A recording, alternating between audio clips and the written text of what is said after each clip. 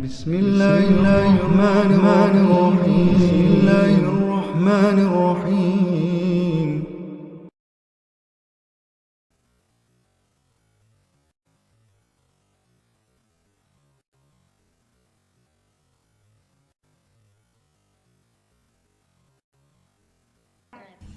Saudara-saudara kaum muslimin yang berbahagia, di zaman Rasulullah Sallallahu Alaihi Wasallam ada seorang sahabat bernama Sa'labah bin Hatib Al-Ansari. Dia orang miskin, tetapi kemiskinannya tidak menghalangi ibadahnya kepada Allah. Salat jamaah tidak pernah ditinggal. Di mana ada Rasul, di situ ada Sa'labah. Cuma Sa'labah ini model. Tiap selesai sholat, langsung pulang. Tidak wirid, tidak zikir, tidak doa.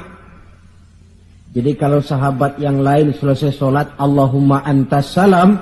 Ini Sa'labah malah Allahumma lantas jalan. Tiap selesai sholat.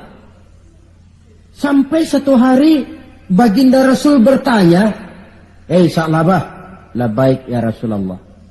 Kau ini macam orang munafik saja. Apa tidak penting wirid, zikir dan doa? Apa tidak betah kau di masjid? Sebab orang mukmin di masjid seperti ikan di air. Orang munafik di masjid seperti burung dalam sangkar. Ada enggak burung yang betah di kurungan? Enggak ada, keleperan mau keluar saja. Itu orang munafik di masjid. Panas enggak kerasan.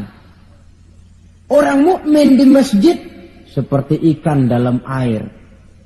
Apa ada ikan yang enggak betah di air? Ada. Ikan mau mati. Ya kalau ikan sudah enggak betah di air kan ikan mau mati namanya. Kalau orang mukmin sudah enggak kerasan di masjid, jiwanya sudah mau mati itu. Kau ini macam orang munafik saja Sa'labah. Maafkan saya ya Rasulullah. Kenapa? Saya bukan tidak betah di masjid. Lalu bukan pula menganggap doa, wirid dan zikir itu tidak penting. Lalu apa pasalnya? Saya ini orang miskin ya Rasulullah. Saya punya kain satu-satunya, berdua sama istri saya. Jadi waktu saya sholat di maghrib di masjid, istri saya di rumah nungguin giliran kain. Maka saya cepat-cepat pulang, aplusan kain. Oh ini kan kere ini. Oh begitu ya. Lalu gimana? Sekarang gini saja ya Rasul, ini sudah kadang ditanya. Kemarin-marin saya mau minta sendiri, malu. Ini sudah kadang ditanya lah, saya berani. Gimana? Tuankan Rasul. Lalu, namanya Rasul kan doanya jarang meleset. Jadi, tolonglah doakan kepada Allah supaya saya jadi orang kaya. Kalau saya kaya ya Rasul, saya punya kain sendiri, istri punya kain sendiri, asyik saya ibadah, saya akan wirid, saya akan zikir, saya akan tenang di masjid. Biasa, omongan orang belum punya duit. Itu selalu begitu. Sa'labah, kata Rasul, labaik ya Rasulullah. Qalilun tuaddi syukrahu khairun min katsirin la tutiquhu. Sedikit kamu syukuri itu lebih baik daripada banyak tapi kau tidak kuat bawanya. Sedikit kamu syukuri nanti Allah tambah ketimbang banyak tapi kau tidak kuat membawanya. Apa gunanya? Kalau memang cuma gelas secangkir dituang di air satu ember pun lebihnya akan jadi mubazir. Tahu dirilah kita. Begitu ya. Oh ya sudah kalau begitu. Pulang Sa'labah. Besoknya bertemu lagi dengan Rasul. Bagaimana Sa'labah? Sudah ya Rasul. Sudah apa? Sudah saya pikir-pikir. Lalu? Ya syukur sih syukur. Cuma saja kalau kain satu berdua rasa-rasanya repot juga awak nih nak bersyukur. Jadi bagaimana? Sudahlah ya Rasul, doakan saja saya jadi orang kaya lah. Sa'labah, saya ya Rasul. Kau ini kan orang Islam toh? Iya. Nah, orang Islam itu yang jadi contoh siapa? Tuhan ya Rasulullah. Betul? Betul. Kau lihat saya kaya enggak? Enggak. Kenapa minta kaya? Iya ya. Iya, pulang. 2 kali knock out. Hari ketiga datang lagi dia ke masjid nekat. Ya Rasulullah, gimana Sa'labah?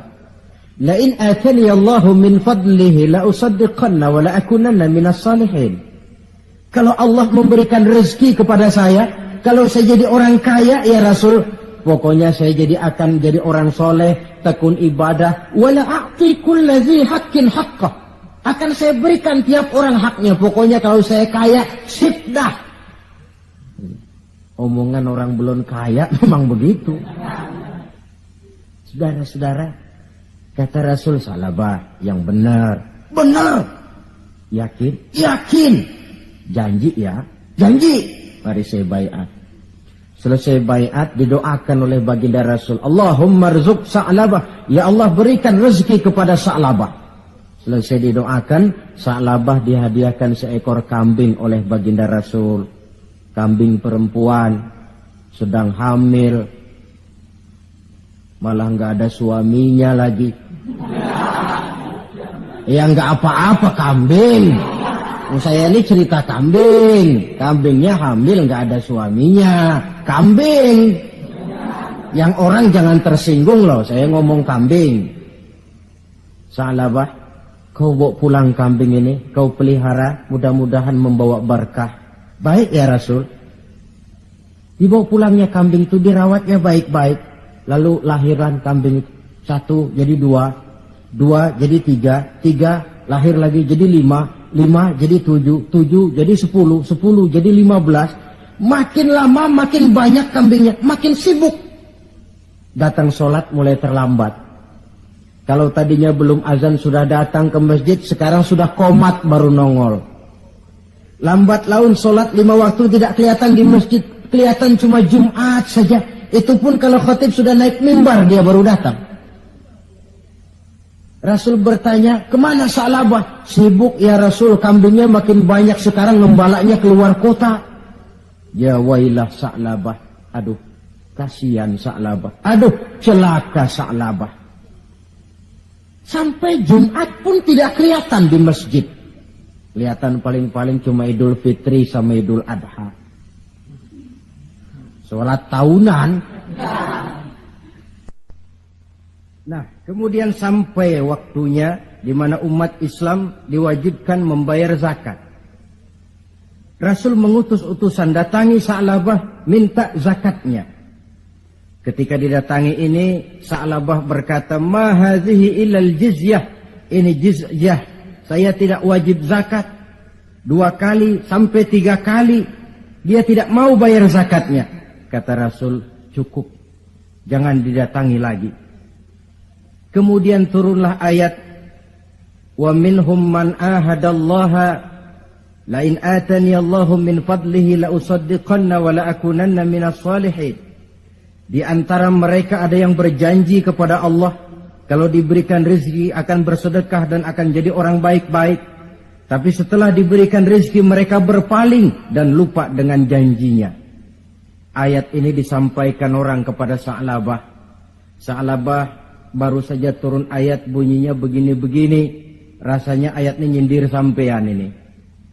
Ah, enggak ah.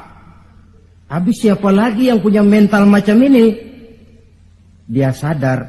Cepat-cepat dia datang menghadap baginda Nabi, hendak bayar zakat. Kata Rasul, cukup Sa'labah. 3 kali utusanku datang, kau tidak mau bayar, sekarang bawa pulang lagi. Sampai Rasul wafat. Akhirnya Sa'labah mengalami kebangkrutan di zaman Sayyidina Utsman bin Affan. Tengoklah riwayat Sa'labah ini. Ketika diuji dengan kemiskinan, dia lulus. Rajin ibadah, dekat dengan Rasul. Tapi ketika diuji dengan kekayaan, dia lupa diri dan jatuh menjadi orang yang bakhil.